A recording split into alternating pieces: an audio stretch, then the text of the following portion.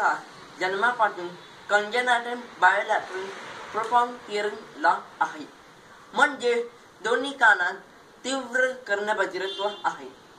मी 3 वर्षांच्या असताना मला माझ्या आईने स्पीच थेरपीकडे नेले आणि त्यांनी माझ्या दोन्ही कानात 2 हिअरिंग एड लावल्या आणि त्यांनी माझ्या आईला मला बोलायला कसे शिकवायचे हे शिकवले.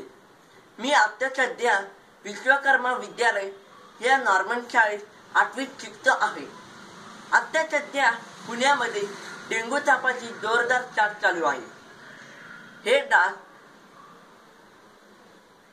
डास चावल्यामुळे आपल्याला डेंग्यू ताप होतो. डेंग्यू ताप डासाने चावल्यामुळे डेंग्यू ताप डासाने चावल्यामुळे होतो. डेंग्यू ताप डास चावल्यामुळे होतो.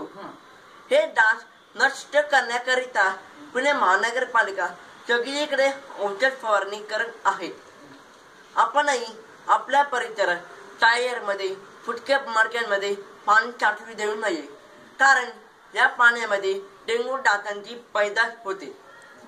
मी तुम्हाला डेंग्यू तापापासून बचाव करण्याकरिता एक उपाय सांगणार आहे. आमच्या 5वीच्या इंग्रजीच्या पुस्तकात पीटर प्लॅन हा धडा होता. पीटर प्लॅन हे अद्भुत वनस्पती आहे. पीटर प्लॅन हे मांसाहारी वनस्पती आहे. हे या झाडाला पाण्यापासून एक घट येतो.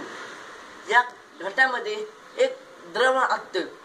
त्या द्रवाकडे डास, फुलपाखरू, इतर किडे आकर्षित होतात.